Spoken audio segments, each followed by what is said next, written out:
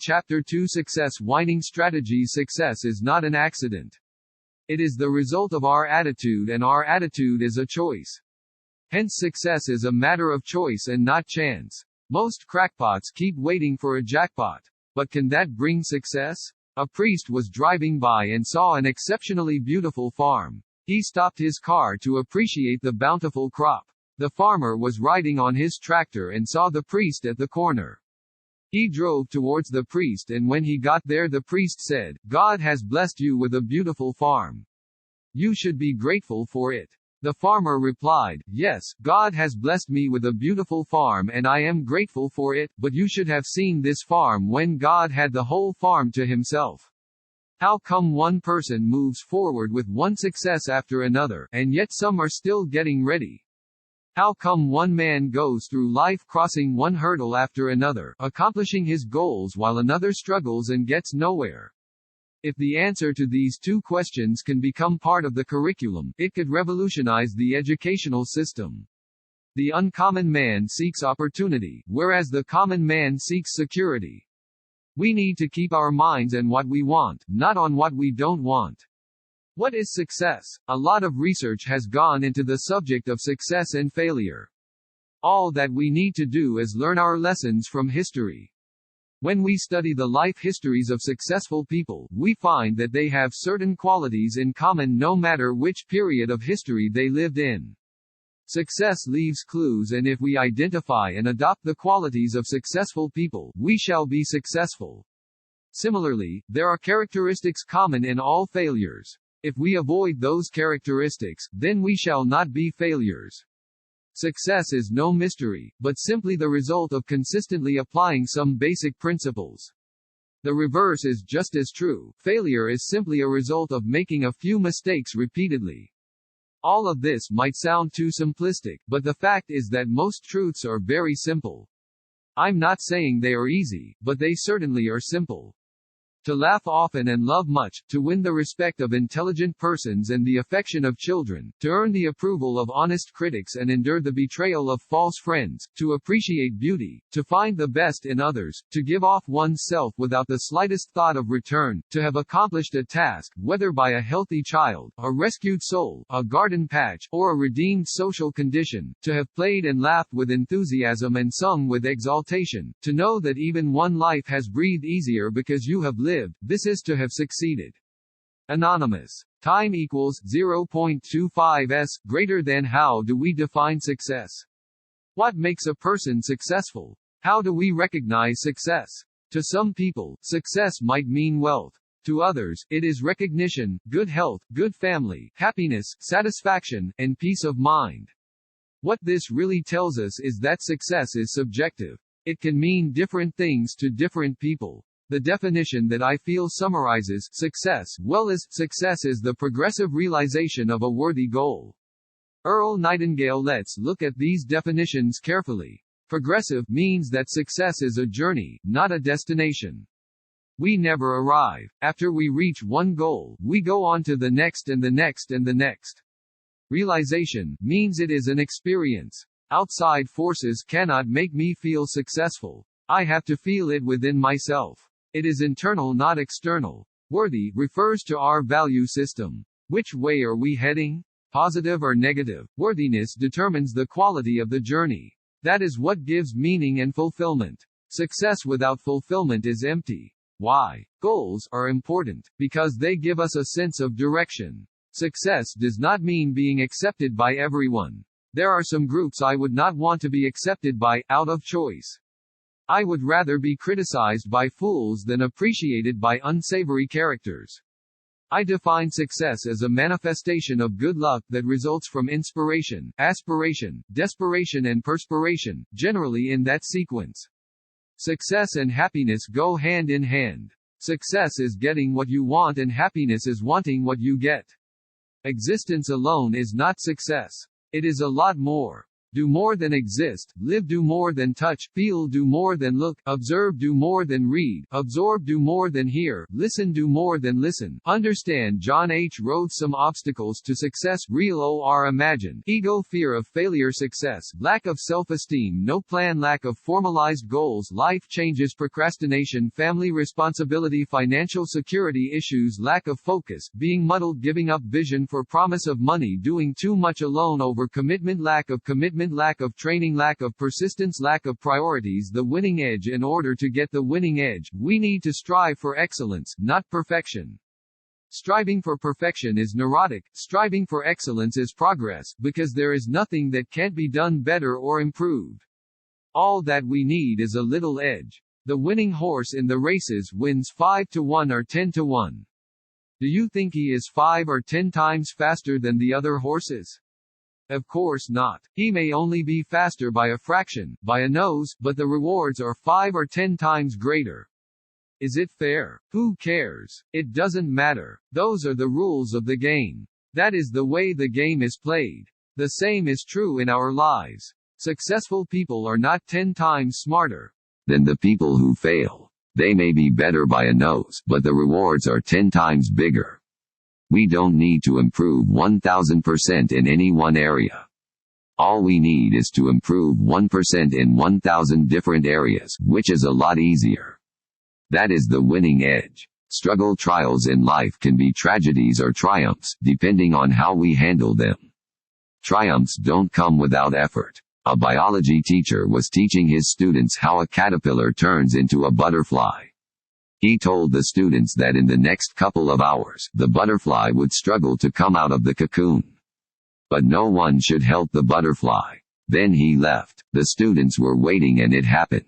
The butterfly struggled to get out of the cocoon, and one of the students took pity on it and decided to help the butterfly out of the cocoon against the advice of his teacher. He broke the cocoon to help the butterfly so it didn't have to struggle anymore. But shortly afterwards the butterfly died. When the teacher returned, he was told what happened. He explained to this student that by helping the butterfly, he had actually killed it, because it is a law of nature that the struggle to come out of the cocoon actually helps develop and strengthen its wings. The boy had deprived the butterfly of its struggle and the butterfly died. Apply this same principle to our lives. Nothing worthwhile in life comes without a struggle. As parents, we tend to hurt the ones we love most because we don't allow them to struggle to gain strength.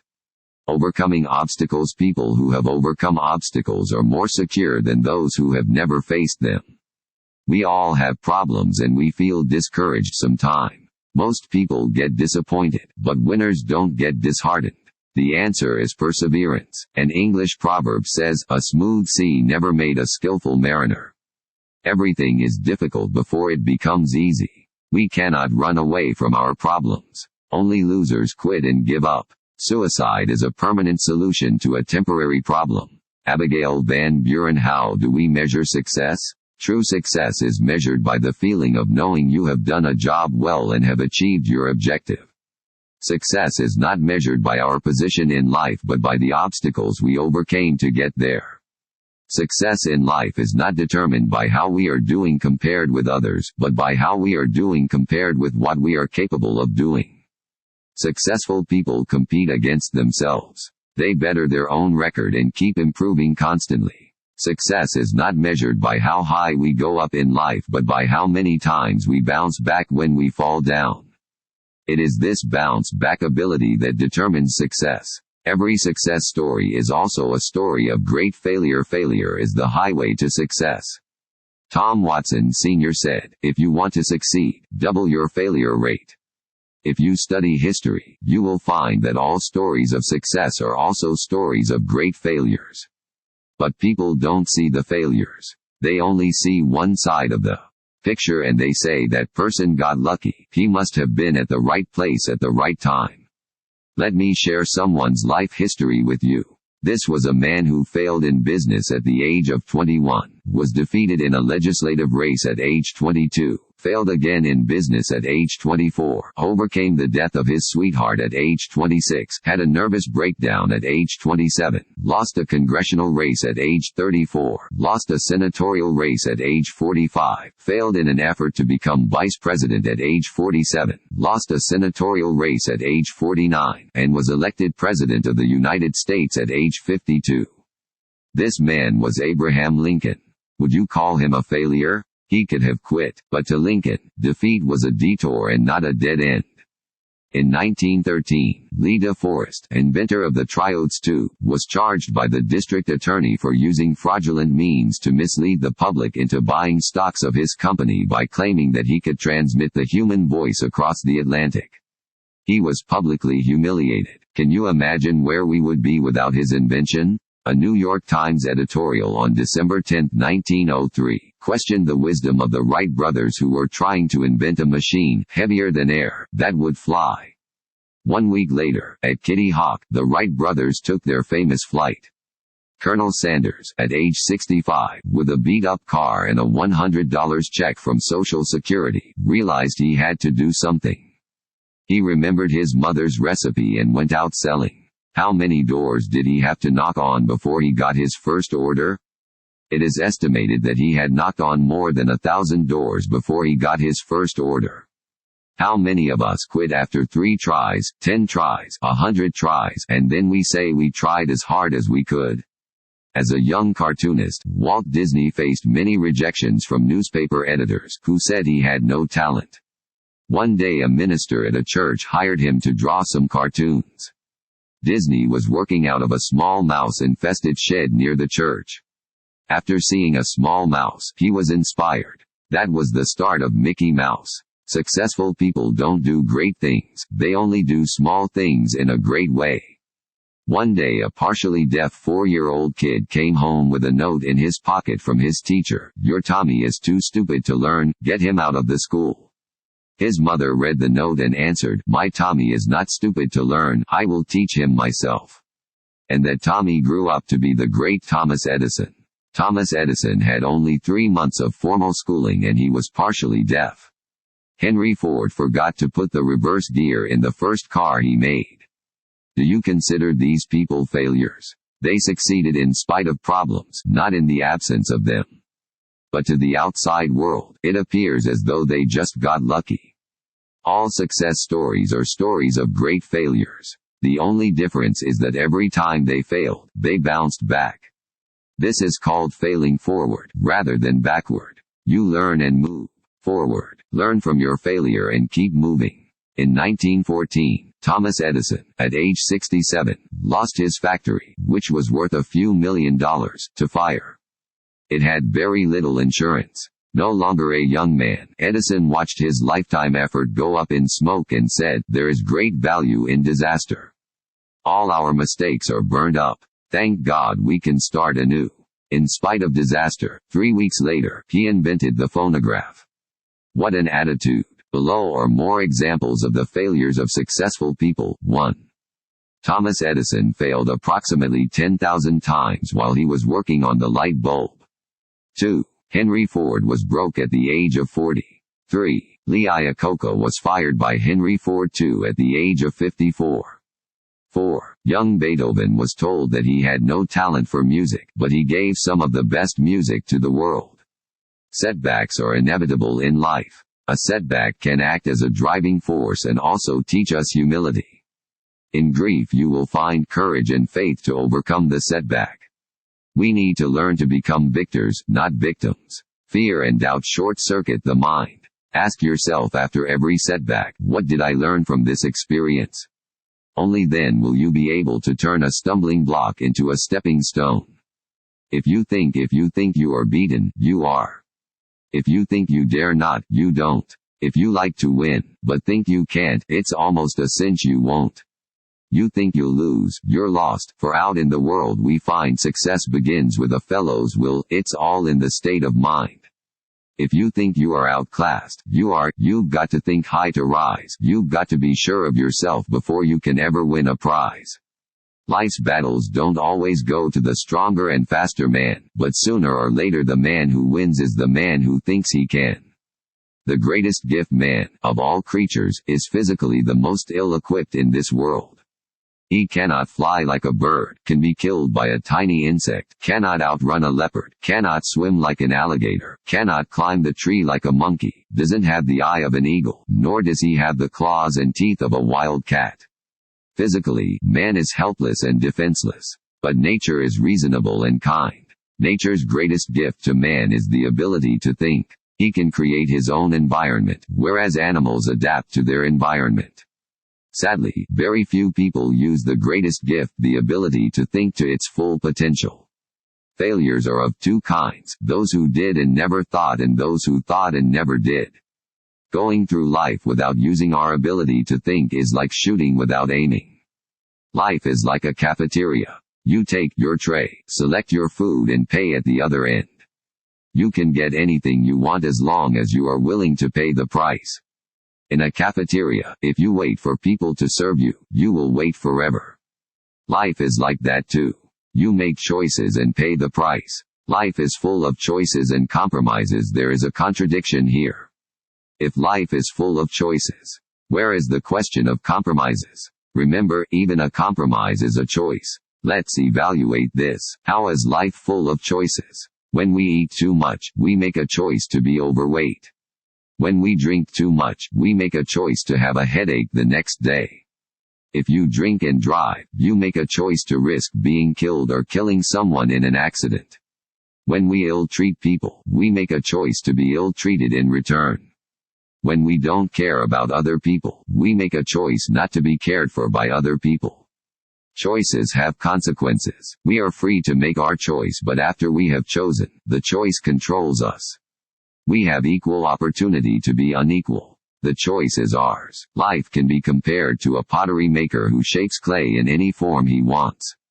Similarly, we can mold our lives into any shape we want. How is life full of compromises? Life is not just party and pleasure, it is also pain and despair. Unthinkable things happen. Sometimes everything turns upside down. Bad things happen to good people. Some things are beyond control, such as physical disability and birth defects. We cannot choose our parents or the circumstances of our birth. So if the ball bounced that way, sorry. But what do we do from here? Cry or take the ball and run? That is a choice we have to make. On a clear day, there are hundreds of boats sailing in all different directions in a lake. How come? Even though the wind is blowing in one direction, the sailboats are going in different directions. What is the difference? It depends on the way the sail is set, and that is determined by the sailor. The same is true of our lives. We can't choose the direction of the wind, but we can choose how we set the sail. We can choose our attitude even though we cannot always choose our circumstances. The choice is either to act like a victor or a victim. It is not our position but our disposition that determines our destiny. It takes both rain and sunshine to create a rainbow. Our lives are no different. There is happiness and sorrow. There is the good and the bad, dark and bright spots. If we can handle adversity, it only strengthens us. We cannot control all the events that happen in our lives, but we can control how we deal with them. Richard Blechnieden wanted to promote Indian tea at the St. Louis World Fair in 1904. It was very hot and no one wanted to sample his tea. Blechnieden saw that all the other iced drinks were doing flourishing business. It dawned on him to make his tea into an iced drink, mix in sugar and sell it. He did, and people loved it. That was the introduction of iced tea to the world. When things go wrong, as they sometimes will, we can react responsibly or resentfully. Human beings are not like an action which has no choice. An action cannot decide whether to become a giant tree or to become food for the squirrels. Human beings have choices. If nature gives us a lemon, we have a choice, either cry or make lemonade. Qualities that make a person successful. 1. Desire. The motivation to succeed comes from the burning desire to achieve a purpose. Napoleon Hill wrote, "Whatever the mind of man can conceive and believe, the mind can achieve." A young man asked Socrates the secret to success. Socrates told the young man to meet him near the river the next morning. They met. Socrates asked the young man to walk with him toward the river. When the water got up to their neck, Socrates took the young man by surprise and ducked him into the water. The boy struggled to get out, but Socrates was strong and kept him there until the boy started turning blue. Socrates pulled his head out of the water, and the first thing the young man did was to gasp and take a deep breath of air. Socrates asked, "What did you want the most when you were there?" The boy replied, "Air." Socrates said, "That is the secret to success. When you want success as badly as you wanted the air, then you will get it. There is no other secret. A burning desire is the starting point of all accomplishment. Just like a small fire cannot give much heat, a weak desire cannot produce great results." 2. Commitment, integrity, and wisdom are the two pillars in which to build and keep commitments. This point is best illustrated by the manager, who told one of his staff members, "Integrity is keeping your commitment even if you lose money, and wisdom is not to make such foolish commitments."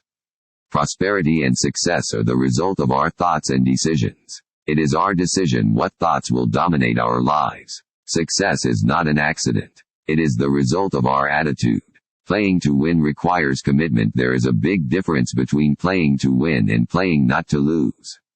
When we play to win, we play with enthusiasm and commitment, whereas when we play not to lose, we are playing from a position of weakness. When we play not to lose, we are playing to avoid failure. We all want to win, but very few are prepared to pay the price to prepare to win. Winners condition and commit themselves to winning. Playing to win comes out of inspiration, whereas playing not to lose comes out of desperation. There are no ideal circumstances. There will never be. To reach anywhere, we cannot just drift nor lie at anchor. We need to sometimes sail with the wind and sometimes against it, but sail we must. Ask any coach or athlete what the difference between the best and the worst team is. There would be very little difference in their physique, talent, and ability.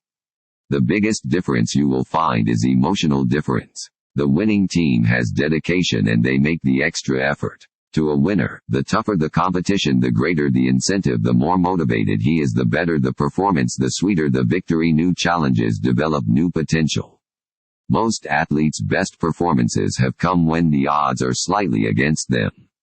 That is when they dig deeper into their reservoir. When I'd get tired and want to stop, I'd wonder what my next opponent was doing. When I could see him still working, I'd start pushing myself. When I see him in the shower, I'd push myself harder. Dan Gable, Olympic gold medalist in wrestling. Success is not in the achievement but in the achieving. Some people never try because they are afraid to lose. At the same time, they don't want to stay where they are because they are afraid to be left behind. There is a risk either way. Ships that go out into the open water face risk from a storm. But if they sit in the harbor, they would rust, and that is not what they were built for. That is the difference between playing to win and playing not to lose. One cannot be committed and not take risks. People who play to win thrive on pressure, and those who play not to lose don't know how to succeed. Pressure makes people who play to win prepare harder. For those who play not to lose, the pressure saps the energy. They want to win, but they are so afraid to lose that they can't reach their full potential. They lose energy worrying about losing, instead concentrating their efforts on winning. Losers want security. Winners seek opportunity. Losers are more afraid of life than death. Failing is not a crime, but lack of effort is. The quality of a person's life is in direct proportion to their commitment to excellence, regardless of their chosen field of endeavor.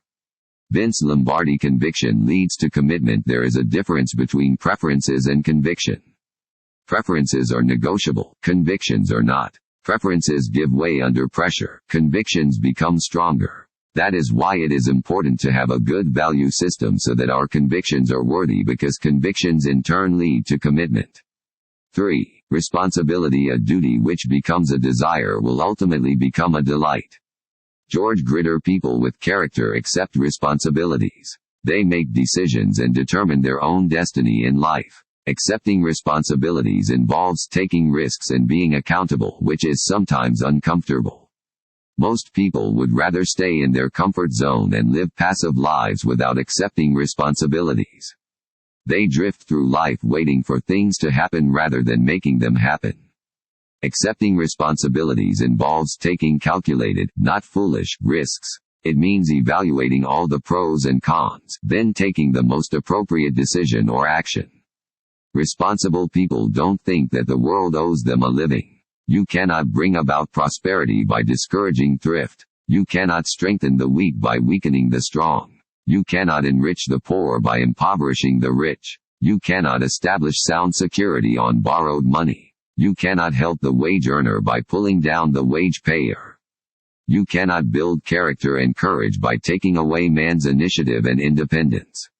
You cannot further the brotherhood of man by inciting class hatred. You cannot keep out of trouble by spending more than you earn. You cannot help men permanently by doing for them what they could and should do for themselves. Abraham Lincoln, the retiring president of a company, after a standard farewell, gave 2 envelopes marked number 1 and number 2 to the incoming president, and said, "Whenever you run into a management crisis you cannot handle by yourself, open envelope number 1. At the next crisis, open the second one." A few years later, a major crisis came. The president went into the safe and pulled out the first envelope. It said, "Blame it on your predecessor." A few years later, a second crisis came. The president went for the second envelope, and it said, "Prepare 2 envelopes for your successor." Responsible people accept and learn from their mistakes. Some people never learn. We can do 3 things about mistakes: ignore them, deny them, accept and learn from them. The third alternative takes courage. It is risky but rewarding. If, instead, we defend our weaknesses, we actually start building our lives around them, making them a center point, rather than overcoming them. 4. Hard work. Success is not something that you run into by accident. It takes a lot of preparation and character. Everyone likes to win, but how many are willing to put in the effort and time to prepare to win? It takes sacrifice and self-discipline. There is no substitute for hard work. Henry Ford said, "The harder you work, the luckier you get." The world is full of willing workers, some willing to work and the others willing to let them. I like to work half a day. I don't care if it is the first 12 hours or the second 12 hours. Kamens Wilson, CEO of Holiday Inn. One cannot develop a capacity to do anything without hard work, just as a person cannot learn how to spell by sitting on a dictionary. Professionals make things look easy because they have mastered the fundamentals of whatever they do. If people knew how hard I had to work to gain my mastery, it wouldn't seem wonderful at all. Michelangelo, an executive, called a company to check on a potential candidate. He asked the candidate's supervisor, "How long has he worked for you?" The man replied, 3 days. The executive said, "But he told me he was with you for 3 years. The man replied, "That is right, but he worked 3 days." The average person puts only 25% of his energy and ability into his work. The world takes off its hat to those who put in more than 50% of their capacity, and stands on its head for those few and far between souls who devote 100%. Andrew Carnegie. Success is the result of believing in asking how much work and not how little work, how many hours, not how few hours. The best musicians practice every day. Winners don't need to apologize for winning because they work hard and long. It didn't come easy. Everything that we enjoy is a result of someone's hard work. Some work is visible and other work goes unseen, but both are equally important. Some people stop working as soon as they find a job. Regardless of the unemployment statistics, it is hard to find good people to work. Many people don't understand the difference between idle time and leisure time. Idle time amounts to wasting or stealing time. Leisure time is earned. Procrastinating amounts to not working. Excellence is not luck, it is the result of a lot of hard work and practice. Hard work and practice make a person better at whatever he is doing.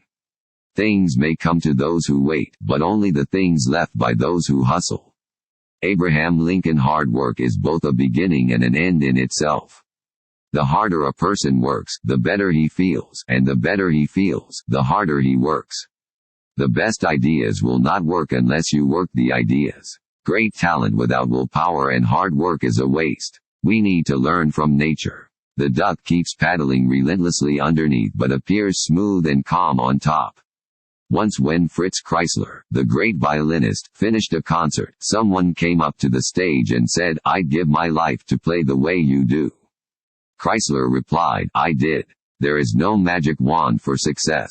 In the real world, success comes to doers, not observers. A horse that pulls cannot kick, a horse that kicks cannot pull. Let's pull and stop kicking. Without hard work there is no success. Nature gives birds their food but does not put it in their nest. They have to work hard for it. Nothing comes easy." Milton rose every morning at 4 a.m. to write Paradise Lost. It took Noah Webster 36 years to compile Webster's dictionary. Even small accomplishments require hard work and are better than big talk. 5. Character. Character is the sum total of a person's values, beliefs and personality. It is reflected in our behavior, in our actions. It needs to be preserved more than the richest jewel in the world. To be a winner takes character. George Washington said, "I hope I shall always possess firmness and virtue enough to maintain what I consider the most valuable of all titles, the character of an honest man." It is not the polls or public opinions but the character of the leader that determines the course of history. There is no twilight zone in integrity. The road to success has many pitfalls. It takes a lot of character and effort not to fall into them. It also takes character not to be disheartened by critics. How come most people love success but hate successful people? Whenever a person rises above average, there will always be someone trying to rip him apart. Chances are pretty good when you see a person on top of a hill, that he just didn't get there, but had to endure a tough climb. It's no different in life. In any profession, a successful person will be envied by those who are not. Don't let criticism distract you from reaching your goal. Average people play it safe to avoid criticism, which can be easily avoided by saying, doing or being nothing. The more you accomplish, the more you risk being criticized. It seems there is a relationship between success and criticism. The greater the success, the more the criticism. Critics have always been sitting at the sidelines. They are underachievers who shout at doers, telling them how to do it right. But remember, critics are not the leaders or doers, and it is worthwhile asking them to come down to where the action is. The critic is one who knows the price of everything and the value of nothing. Oscar Wilde. There is another breed of people who are willing to help others until the others are able to help themselves. But as soon as they are able to help themselves, this group of people make life as miserable and as uncomfortable as possible. This is part of life, and if we have to succeed, we have to do it in spite of them. This kind of behavior is the result of jealousy. Character is a combination. Character is a combination of integrity, unselfishness, understanding, conviction, courage, loyalty and respect. What is a pleasant personality with character? It is a class by itself. It is composure. It is poise. It is sure-footedness and confidence without arrogance. It is being considerate. It is never making excuses. It is knowing that courtesy and good manners take many small sacrifices. It is learning from past mistakes. It has nothing to do with money or blue blood. It never builds itself by destroying others. It is substance, not just form. It can walk with the elite and yet maintain the common touch. It is a gentle word, a kind look and a good-natured smile. It is the secret pride that stands against tyranny. It is comfortable with itself and others. It is the classic touch that gives the winning edge. It works wonders. It accomplishes miracles. It is easy to recognize, hard to define. It is accepting responsibility. It is humility. It is graciousness in victory and defeat. It is not fame and fortune. It is not a plaque. It is permanent. It is intangible. It is being courteous and polite without being subservient. It is being classy without being quirky. It is self-discipline and knowledge. It is self-contained. It is a gracious winner and an understanding loser. More difficult than success itself is how we handle success. Many people know how to become successful, but after they become successful, they don't know how to handle it. That is why ability and character go hand in hand. Ability will get you success. Character will keep you successful. We don't unfold or discover ourselves. We create and build ourselves into the kind of person we want to be. Character building starts from infancy and goes on until death. Character does not need success. It is success. Just like a gardener has to keep weeding to prevent weeds from eating the life of the garden, we need to keep building and developing our character by weeding out our faults. Adversity builds and/or reveals character under adverse circumstances. Some people break records and others break down. A gem cannot be polished without friction, nor can you get the finest steel without putting it through fire. Similarly, adversity reveals a person's character and introduces it to himself. There is a saying that came from Russia: a hammer shatters glass but forges steel. There is a lot of truth in it. Are we made of glass or steel? It is the same hammer. Just like carbon determines the quality of steel, character determines the quality of man. 6. Positive believing. What is the difference between positive thinking and positive believing? What if you could actually listen to your thoughts? Are they positive or negative? How are you programming your mind, for success or failure? How you think has a profound effect on your performance. Having a positive attitude and being motivated is a choice we make every morning. Living a positive life is not easy, but then neither is negative living. Given a choice, I would go for positive living. Positive thinking is better than negative thinking, and it will help us use our abilities to the fullest. Positive believing is a lot more than positive thinking. It is having a reason to believe that positive thinking will work. Positive believing is an attitude of confidence that comes with preparation. Having a positive attitude without making the effort is nothing more than having a wishful dream. The following illustrates positive believing. Does Lockheed Organization have a reason to believe positively? You bet. Several years ago, Lockheed introduced the L-1011 TriStar plane. In order to ensure safety and test the strength of the jetliner, Lockheed exposed the plane to the roughest treatment for 18 months, costing $1.5 billion. Hydraulic jacks, electronic sensors and a computer put the airplane through its paces for more than 36,000 simulated flights, amounting to 100 years of airline service, without one single malfunction. Finally, after hundreds of tests, the aircraft was given the seal of approval. Asterisk, there is every reason to believe that this plane would be safe to fly, because of all the effort put into preparation. 7. Give more than you get. It is easy to succeed today. We have no competition. If you want to get ahead in life, go the extra mile. There is no competition on the extra mile. Are you willing to do a little more than you get paid for? How many people you know are willing to do a little bit more than what they get paid for? Hardly any. Most people don't want to do what they get paid for, and there is a second category of people who only want to do what they can get by with. They fulfill their quota just to keep their jobs. There is a small fraction who are willing to do a little bit more than what they get paid for. Why do they do more? If you fall into the last category, then where is your competition? The advantages of doing more than you get paid for are: you make yourself more valuable, regardless of what you do and where you work. It gives you more confidence. People start looking at you as a leader. Others start trusting you. Superiors start respecting you. It breeds loyalty from both your subordinates and your superiors. It generates cooperation. If you work for a man, for heaven's sake, work for him. Kim Hubbard. These people are always wanted everywhere, regardless of age, experience or academic qualifications. Hardworking people who can work without supervision. People who are punctual and considerate. People who listen carefully and carry out instructions accurately. People who tell the truth. People who don't sulk when called upon to pitch in at the time of an emergency. People who are result rather than task-oriented. People who are cheerful and courteous. Always think in terms of giving value added, whether to customers, friends, your spouse, parents or children.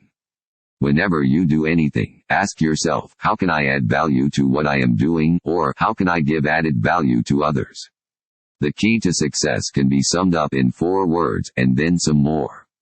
Winners do what they are supposed to and then some more. Winners do their duty and then some more. Winners are courteous and generous and then some more. Winners can be counted on and then some more. Winners put in 100% and then some more. Ability without dependability, responsibility and flexibility is a liability. 8. Adapted from Daily Motivations for African American Success by Dennis Kimbrough, June 29, 1993, Fawcett Press, New York.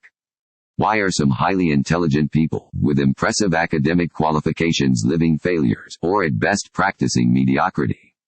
Because they become experts at why things won't work and build a reserve of negative energy. They don't want to do what they get paid for, or they only want to do what they can get by with. No wonder they are living failures. When we give or do more than what we get paid for, we eliminate our competition. In fact, we become the competition. This attitude is much more important than intelligence or a degree. 8. The power of persistence. Nothing will take the place of persistence. Talent will not. Nothing is more common than unsuccessful people with talent. Genius will not. Unrewarded genius is a proverb. Education will not. The world is full of educated derelicts. Persistence and determination alone are omnipotent. Calvin Coolidge. The journey to being your best is not easy. It is full of setbacks. Winners have the ability to overcome and bounce back with even greater resolve. Don't quit when things go wrong, as they sometimes will. When the road you're trudging seems all uphill, when the funds are low and the debts are high, and you want to smile, but you have to sigh. When care is pressing you down a bit, rest if you must, but don't you quit. Life is queer with its twists and turns, as every one of us sometimes learns, and many a failure turns about when he might have won had he stuck it out. Don't give up though the pace seems slow. You may succeed with another blow. Success is failure turned inside out. The silver tint of the clouds of doubt, and you never can tell how close you are. It may be near when it seems so far, so stick to the fight when you're hardest hit. It's when things seem worse that you mustn't quit. Fritz Kreisler, the great violinist, was once asked, "How do you play so well? Are you lucky?" He replied, "It is practice. If I don't practice for a month, the audience can tell the difference.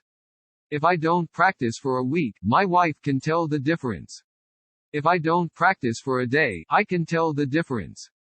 Persistence means commitment and determination. There is pleasure in endurance. Commitment and persistence is a decision. Athletes put in years of practice for a few seconds or minutes of performance. Persistence is a decision. It is a commitment to finish what you start.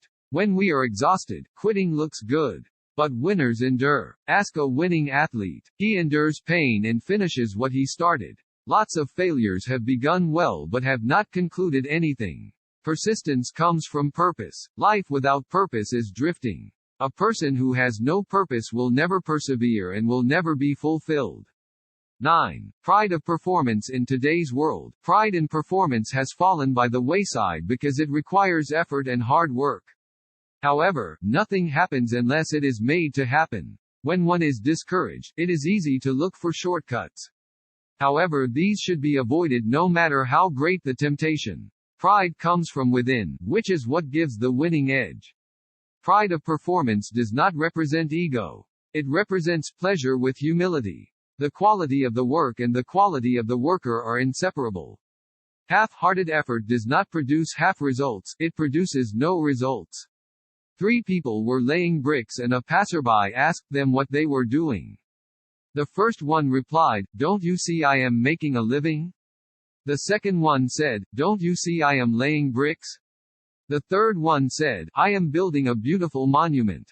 3 people doing the same thing gave totally different replies. The question is, did they have different attitudes? And would their attitude affect their performance? The answer is a clear yes. Excellence comes when the performer takes pride in doing his best. Every job is a self-portrait of the person who does it, regardless of what the job is, whether washing cars, sweeping the floor or painting a house.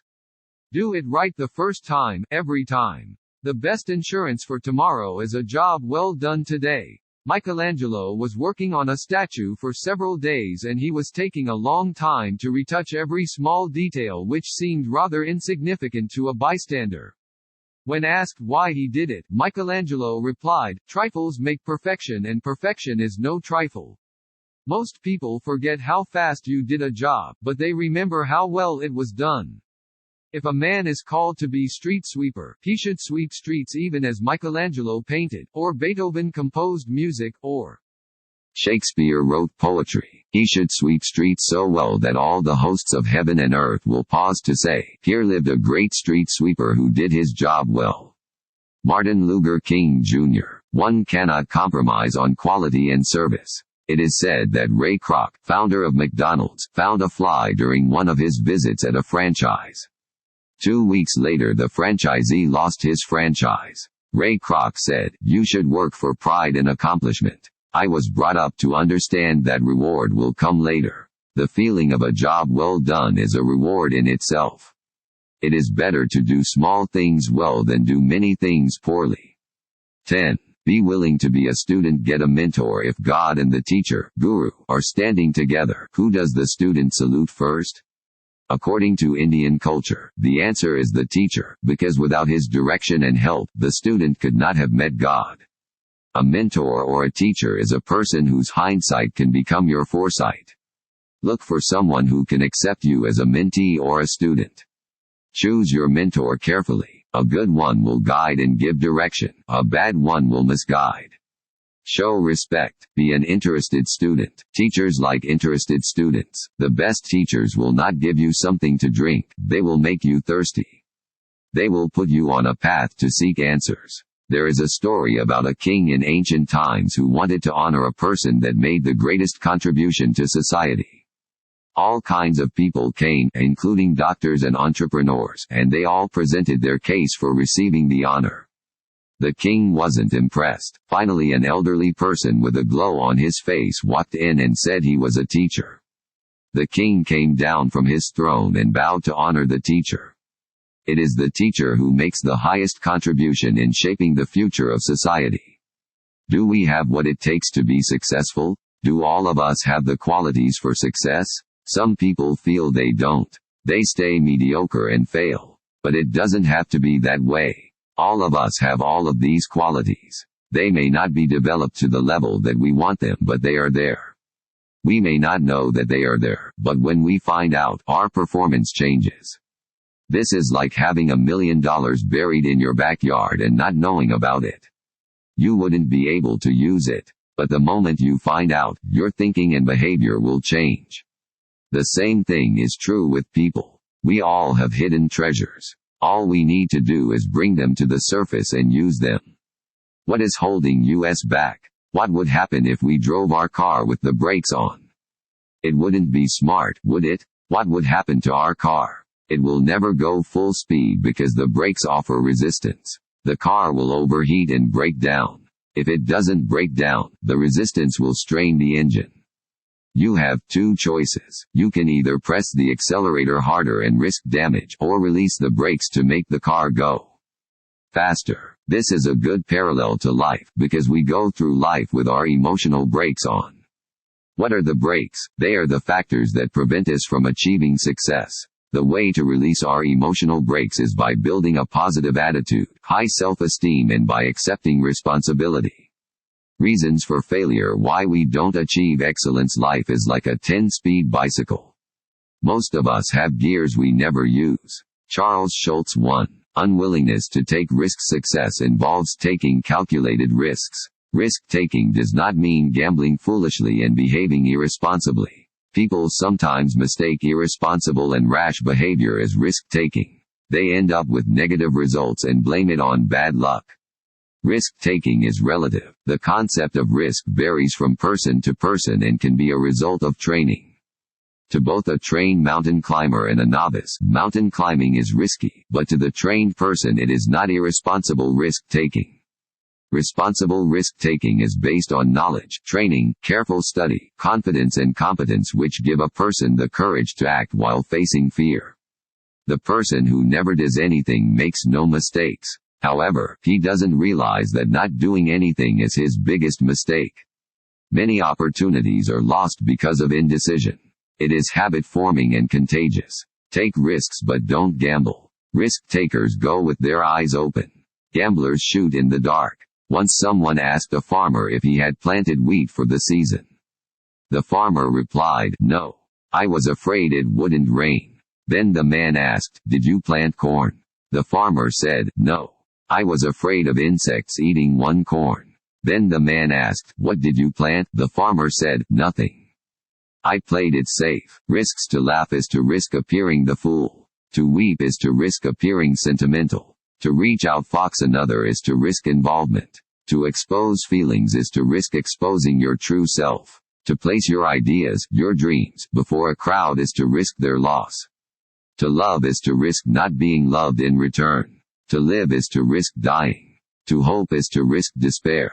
To try is to risk failure. But risks must be taken, because the greatest hazard in life is to risk nothing. The person who risks nothing, does nothing, has nothing, and is nothing. They may avoid suffering and sorrow, but they cannot learn, feel, change, grow, love, or live. Chained by their attitudes, they are slaves, they have forfeited their freedom. Only a person who risks is free. 2. Lack of persistence. When problems seem insurmountable, quitting seems to be the easiest way out. It is true for every marriage, job, and relationship. Winners are struck but not destroyed. We all have had setbacks in life. Failing does not mean we are failures. More people fail not because they lack knowledge or talent but because they quit. The total secret of success lies in 2 words: persistence and resistance. Persist in what must be done and resist what ought not be done. A man is a hero not because he is braver than anyone else, but because he is brave for 10 minutes longer. Ralph Waldo Emerson. 3. Instant gratification. We think short-term, not long-term. That is limited vision. We are living in an age of instant gratification. There is a pill for everything, from waking you up to putting you to sleep. People want to take a pill to get rid of their problems. When people want to be instant millionaires, they take shortcuts and compromise on their integrity. The desire to make $1 million overnight has made the lottery a flourishing business. Remember that instant gratification never thinks of consequences, only of momentary pleasures. Today's generation defines the ideal diet as one that will take off 5 pounds for good intentions. These are people who don't want any more birthdays but want all the presents. 4. Lack of priorities. People make substitutes where they ought not to. For example, in relationships, they trade money and gifts for affection and time. Some people find it easier to buy things for their children and spouse to compensate for their absence. When we don't have our priorities right, we waste time, not realizing that time wasted is life wasted. Prioritizing requires discipline to do what needs to be done rather than going by our moods and fancies. Too much emphasis is placed on success and failure rather than doing one's best. How do you cope with defeat and problems? Your response to this question says a lot about your character. One of the keys to solving this mystery to success is understanding. Some people have their mind set on money, power, fame, or possessions. We have to understand our priorities. Success does not come by reading or memorizing the principles that lead to success, but by understanding and applying them. 5. Looking for shortcuts. No free lunch. There is a story about a king who called his advisors and asked them to write down the wisdom of the ages so that he could pass it on to future generations. After a lot of work, the advisors came up with several volumes of wisdom and presented them to the king. The king called his advisors and said that it was too long, people would not read it. They had to condense it. The advisors went back to work and came back with 1 volume.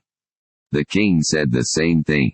They came back again with 1 chapter and then 1 page, and the king said the same thing still until they came up with 1 sentence that satisfied the king. He said that if there was 1 piece of wisdom that he wanted to pass on to future generations, it is this 1 sentence: there is no free lunch. In every organization or society, there are freeloaders. They are people who want to get a benefit without paying for it. They are looking for freebies. By and large, sometime or the other, most of us have been guilty of being a freeloader. This is typically seen in associations and organizations. Most members are inactive. They want and get the full benefit of the effort of the active ones. The easier way may actually be the tougher way. Once there was a lark singing in the forest. The lark stopped him and asked, "What do you have in the box and where are you going?" The farmer replied that he had worms and that he was going to the market to trade them for some feathers. The lark said, "I have many feathers. I will pluck one and give it to you, and that will save me looking for worms." The farmer gave the worms to the lark, and the lark plucked a feather and gave it in return. The next day the same thing happened, and the day after, and on until a day came that the lark had no more feathers. Now it couldn't fly and hunt for worms. It started looking ugly and stopped singing, and very soon it died. What is the moral of the story? The moral is quite clear. What the lark thought was an easy way to get food turned out to be the tougher way after all. Isn't the same thing true in our lives? Many times we look for the easier way, which really ends up being the tougher way.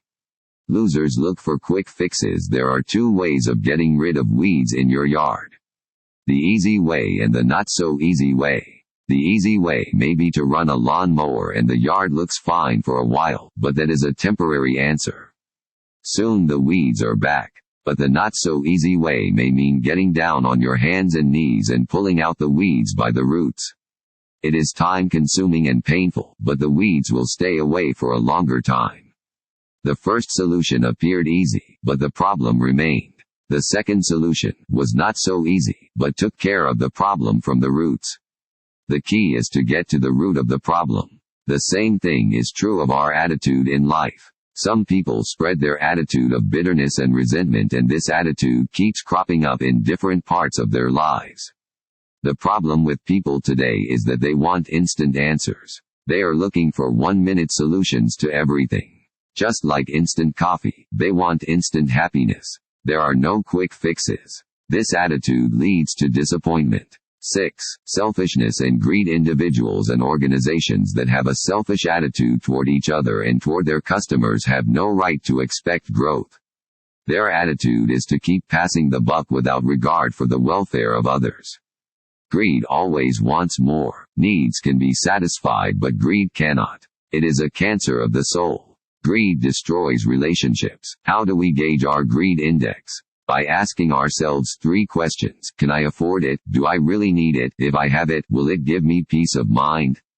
Greed comes out of poor self-esteem, which manifests itself as false pride, pretense, or keeping up with the Joneses.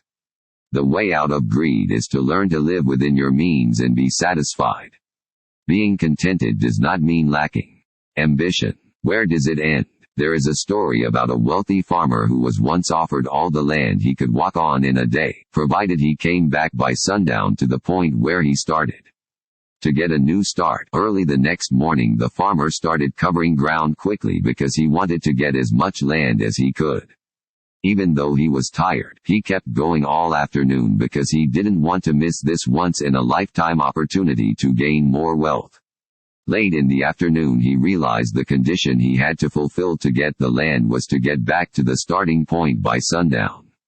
His greed had gotten him far enough. He started his return journey, keeping an eye on how close he was to sundown.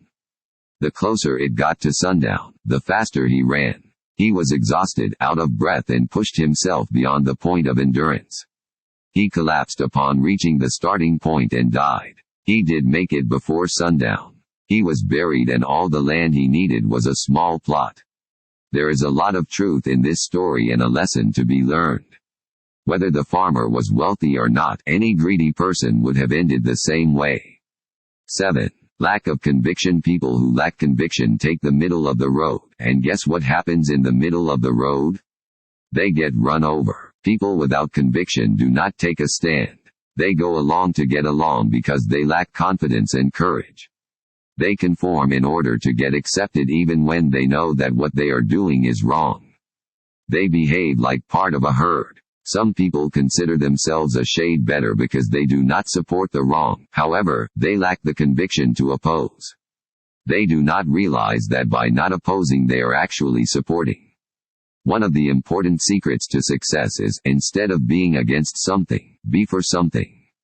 That way, you don't become part of the problem, but part of the solution. It takes conviction to take a stand. Conviction takes faith. Faith without action is delusion. Faith does not wait for miracles but produces them. If you think you can or if you think you can't, you are right. Henry Ford. We all have low moments. We all fall down and get hurt. We all have moments when we doubt ourselves and get into self-pity. The point is to overcome these feelings and restore your faith. There are 3 kinds of people in this world: people who make things happen, people who watch things happen, people who wonder what happened. Which category do you fall into? 8. Lack of understanding of nature's laws. Success is a matter of laws, and these are the laws of nature. Change is nature's law. We are either moving forward or we are going backward. We are either creating or disintegrating. There is no status quo. A seed, if it is not planted in the earth to create, disintegrates. Change is inevitable. It is going to happen whether we like it or not. All progress is change, but all change is not progress. We must evaluate change and accept it only if it makes sense. Acceptance without evaluation amounts to conforming behavior, a sign of lack of confidence and of low self-esteem. There is a lot to be said about tradition. Growth for the sake of growth is the philosophy of a cancerous cell. It is negativity spreading all over. That is not growth, that is destruction. Growth, in order to be meaningful, must be positive. Success is not a matter of luck, but of laws. Law of cause and effect. In order to succeed, we need to understand the law of cause and effect and the relationship between actions and results. For every effect, there is a cause. The law of cause and effect is the same as the law of sowing and reaping. The law of sowing and reaping says 5 things. We must have the desire to sow. Desire is the starting point. What we sow, so shall we reap. If we sow potatoes, we are only going to reap potatoes, not tomatoes. We must sow before we reap. Sowing takes place before reaping. We must give before we get. We cannot expect the fireplace to give us heat before we put in the fuel. Some people are constantly looking to get before they give. It does not work this way. When we sow a seed, we do not reap a fruit. Our harvest is manifold. If we sow a positive seed, our harvest will be manifold in the positive, and if we sow a negative one, the harvest shall be manifold in the negative. It is not uncommon to see people going against nature's law. A farmer knows that we cannot sow and reap in the same day. There is always a period of gestation. It is like the law of physics. For every action, there is an equal and opposite reaction. Most of the time people are trying to change the effect while the cause remains. Either we feed our mind with positives constantly or negativity automatically fills the vacuum. Many ancient sages have said what James Allen said in his book As a Man Thinketh. A man's mind is like a garden. If we plant good seeds, we will have a good garden. But if we don't plant anything, something will grow and they will be weeds. That is nature's law. The same is true in our lives. I would go a step further. Even if we plant good seeds, weeds will still grow. The process of weeding goes on forever. If you put water in a glass and put it in sub-zero temperature, it will freeze. That is not surprising. That is nature's law. In fact, that is the only thing that will happen. Our thoughts are causes. You sow a thought, you reap an action. You sow an action, you reap a habit. You sow a habit, you reap a character. You sow a character, you reap a destiny. It all starts with a thought. Laws of attraction. We attract to ourselves not what we want but what we are. The old phrase, birds of a feather flock together, holds true. Negative thinkers are dangerous. They attract other negative people, react negatively, expect the worst, and they are not disappointed. Have you observed how at any social occasion successful people attract other successful people? Failures attract other failures, and together they will moan, groan, and complain. Our friends are not the kind of people we want but the kind of people we are. 9. Unwillingness to plan and prepare. Everyone has a will to win, but very few have the will to prepare to win. Vince Lombardi. Most people spend more time planning a party or vacation than planning their lives. Preparation. Confidence comes from preparation, which is nothing but planning and practicing. Winners put pressure on themselves. That is the pressure of preparing and not worrying about winning. If we practice poorly, we play poorly, because we play as we practice. The difference between success and failure is the difference between doing exactly right and almost right. A complete mental and physical preparation is the result of sacrifice and self-discipline. It is easy to be average but tough to be the best. No wonder the average people take the easy way. Preparation is the necessary edge to succeed in any field. Purpose, principle, planning, practice, perseverance, patience, pride equals preparation. Preparation leads to confidence. Preparation means tolerating failure but never accepting it. It means having the courage to face defeat without feeling defeated, being disappointed without being discouraged. Preparation means learning from our mistakes. There is nothing wrong with making mistakes. We all do. A fool is one who makes the same mistake twice. A person who makes a mistake and doesn't correct it commits a bigger one. The best way to handle a mistake is to admit it quickly, not dwell on it, learn from it, not repeat it, not assign blame or make excuses. Pressure comes from being unprepared. There is no substitute for preparation, practice and hard work. Desire and wishful thinking won't do it. Only preparation will give you the competitive edge. Pressure can paralyze when a person is not prepared. Just like water gravitates to its own path, success gravitates to those who are prepared. Weak effort gets weak results. Persistence is a name we give to a purpose. Preparation, patience, principles, positive attitude, a plan. Price. Practice pride. Ask yourself, do you have a clearly defined purpose? Do you have a plan of action? What effort are you putting into preparation? What price are you willing to pay? How far are you willing to go? Do you have the patience to withstand the gestation period? Are you willing to practice toward excellence? Do you have any firm principles to stand on? Do you have pride in your performance? Do you have the can-do attitude? 10. Rationalizing. Winners may analyze but never rationalize. That is a loser's game. Losers always have a book full of excuses to tell you why they could not. We hear excuses like, I'm unlucky. I'm born under the wrong stars. I'm too young. I'm too old. I'm handicapped. I'm not smart enough. I'm not educated. I'm not good looking. I don't have contacts. I don't have enough money. I don't have enough time. The economy is bad. If only I had the opportunity. If only I didn't have a family. If only I had married right. The list can go on and on. How they catch monkeys in India. Monkey hunters use a box with an opening at the top, big enough for the monkey to slide its hand in. Inside the box are nuts. The monkey grabs the nuts and now its hand becomes a fist. The monkey tries to get its hand out, but the opening is big enough for the hand to slide in, but too small for the fist to come out. Now the monkey has a choice, either to let go of the nuts and be free forever or hang on to the nuts and get caught. Guess what it picks every time? You guessed it. He hangs on to the nuts and gets caught. We are no different from monkeys. We all hang on to some nuts that keep us from going forward in life. We keep rationalizing by saying, I cannot do this because, and whatever comes after, because are the nuts that we are hanging on to which are holding us back. Successful people don't rationalize. Two things determine if a person will be a success: reasons and results. Reasons don't count while results do. A good advice for failure is, don't think, don't ask and don't listen. Just rationalize. 11. Not learning from past mistakes. People who do not learn lessons from history are doomed.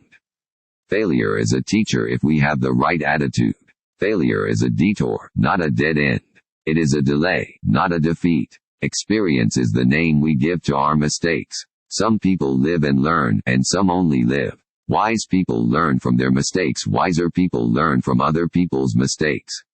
Our lives are not long enough to learn only from our own mistakes. 12. Inability to recognize opportunity. Opportunities come disguised as obstacles. That is why most people don't recognize them. Remember that the bigger the obstacle, the bigger is the opportunity. 13. Fear. Fear can be real or imaginary. It makes people do strange things and primarily comes because of a lack of understanding. To live in fear is like being in an emotional prison. Fear results in insecurity, lack of confidence, procrastination. Fear destroys our potential and ability. We cannot think straight. It ruins relationships and health. Some of the common fears are fear of failing, fear of the unknown, fear of being unprepared, fear of making the wrong decision, fear of rejection. Some fears can be described, others felt. Fear leads to anxiety, which in turn leads to irrational thinking, which actually sabotages our solution to the problem. The normal response to fear is escape. Escape puts us in our comfort zone and reduces the impact temporarily, while keeping the cause. Imaginary fear magnifies the problem. Fear can get out of hand and destroy happiness and relationships. Fear of failure often can be worse than failure itself. Failure is not the worst thing that could happen to someone. People who don't try have failed before attempting. When infants learn to walk, they keep falling, but to them it is not failing, so they get up. If they got disheartened, they would never walk. It is better to die on one's feet than to live with fear on one's knees. 14. Inability to use talent. Albert Einstein said, "I think I used about 25% of my intellectual capacity during my life." According to William James, human beings use only 10 to 12% of their potential. The saddest part of most people's lives is that they die with the music still in them. They haven't lived while alive. They rust out rather than wear out. I would rather wear out than rust out. The saddest words in life are, "I should have." Rusting out is not to be confused with patience. Rusting out is idleness and passivity. Patience is a conscious decision. It is active and involves perseverance and persistence. Someone asked an elderly person, "What is life's heaviest burden?" The elderly person replied sadly, "To have nothing to carry." 15. Lack of discipline. Have you ever wondered why some people never reach their goals? Why they are always frustrated with reversals and crises? Why is it some people have continued success, while others have endless failures? Anyone who has accomplished anything worthwhile has never done so without discipline, whether in sports, athletics, academia, or business. People without discipline try to do everything, but commit themselves to nothing.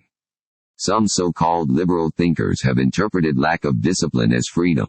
When I am in an aircraft, I want a pilot who is disciplined and does what he is supposed to do and not what he feels like doing.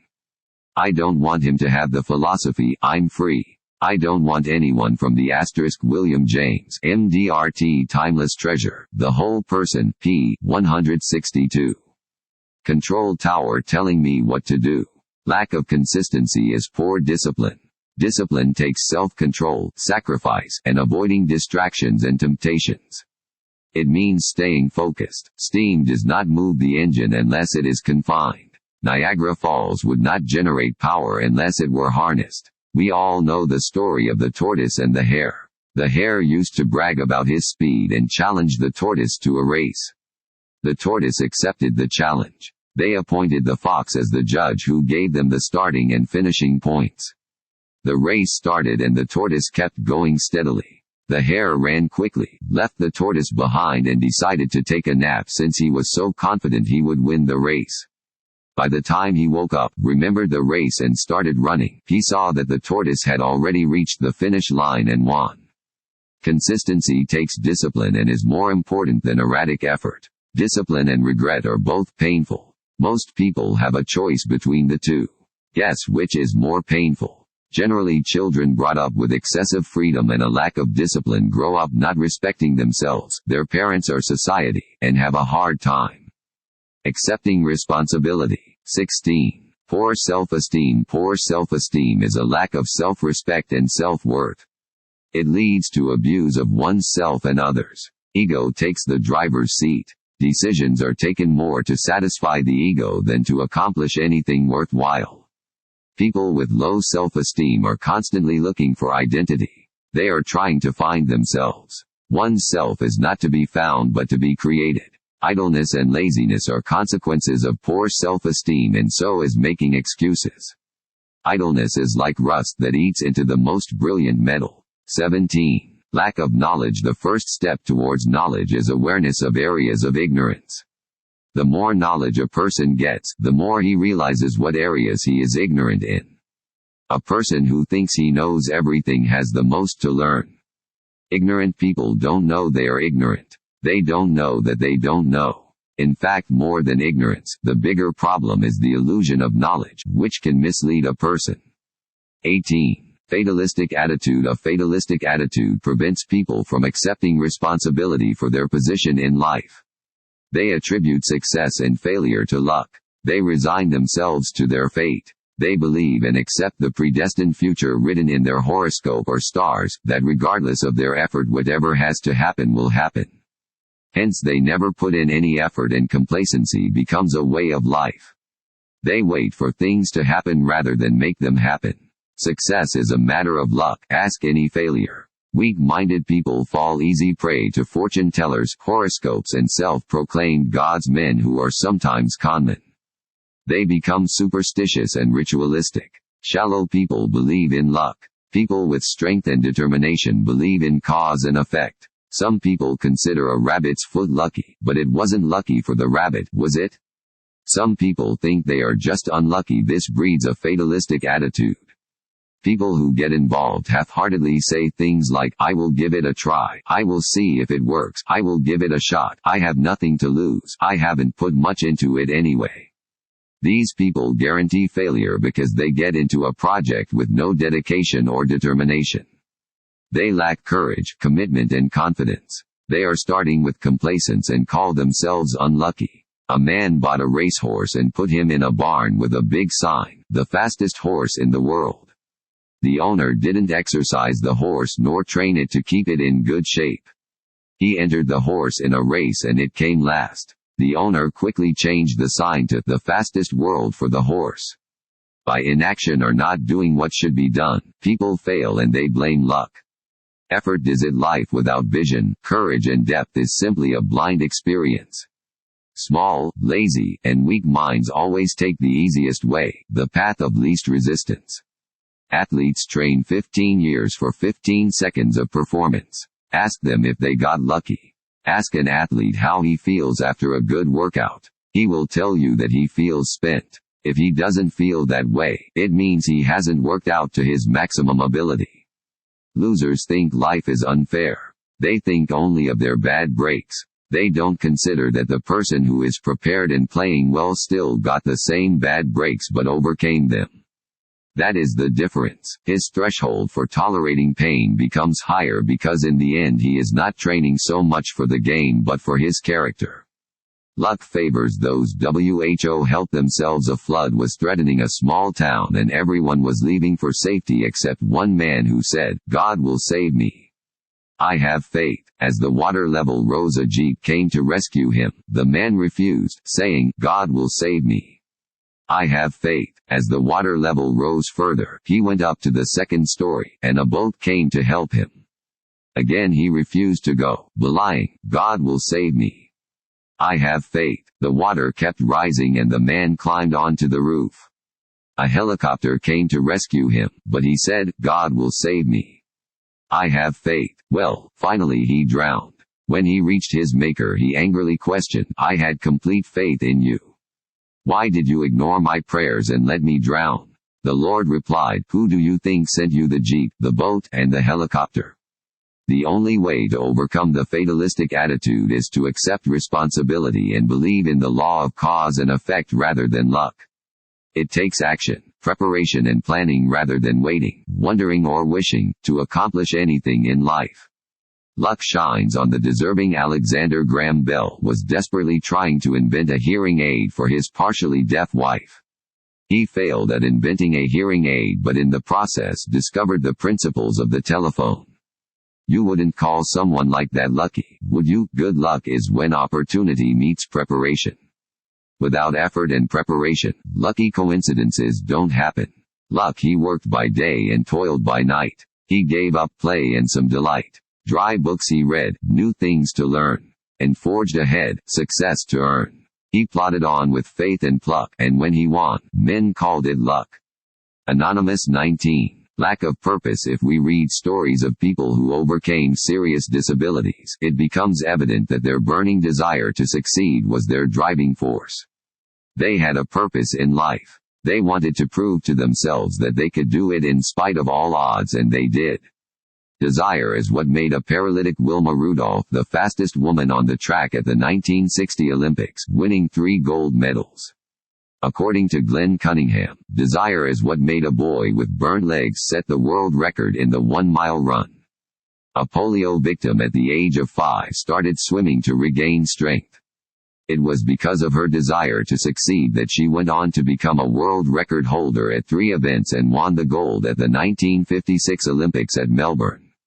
Her name is Shelley. Man, when people lack purpose and direction, they see no opportunity. If a person has the desire to accomplish something, the direction to know his objective, the dedication to stay focused, and the discipline required to put in the hard work, then other things come easy.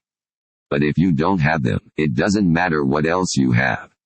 Character is the foundation upon which all else is built. It endures. 20. Lack of courage, strength to overcome obstacles. They look at what is left rather than what is lost. Wishes don't come true. Beliefs and expectations supported by conviction do. Prayers are only answered when they are supported with courageous action. It is courage and character that is the deadly combination for success. This is the difference between the ordinary and the extraordinary. When our minds are filled with courage, we forget our fears and overcome obstacles. Courage is not absence of fear but the overcoming of fear. Character, justice and integrity without courage is ineffective, whereas courage without character is oppression. A recipe for success. Success is like baking a cake. Unless you have just the right recipe, it is not going to work. The ingredients must be of the finest quality and in the right proportions. You can't overtake it or undercook it. Once you have the right recipe, and with practice and the occasional disaster, it becomes a lot easier. What is the difference between persistence and obstinacy? The difference is that persistence represents a strong will and obstinacy represents a strong won't. You have the recipe. To use it is your choice. A crash course for success. Play to win and not to lose. Learn from other people's mistakes. Associate with people of high moral character. Give more than you get. Don't look for something for nothing. Always think long term. Evaluate your strengths and build on them. Always keep the larger picture in mind when making a decision. Never compromise your